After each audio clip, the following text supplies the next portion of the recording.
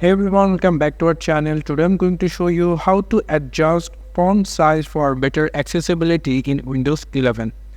Very simple, just simply click on your blank area of your Windows, and then you will get an option called display settings. If you click on that, then you will get an option called scale, and from here you will get a arrow button over here. If you click on that, then you will find the option called text size. If you click on that, you can simply increase the text size by in your choice. You can see I increase it into 130, and the text size preview will looks like this. And if you now just simply click on apply, you can see your text size, your text size is increased into your Windows 11.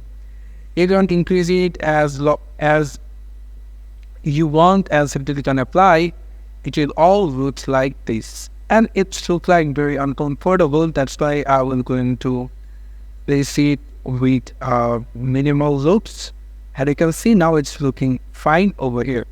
So this is how you can adjust font size for your better accessibility into your Windows. Thank you so much for watching this video. I hope to see you in other videos.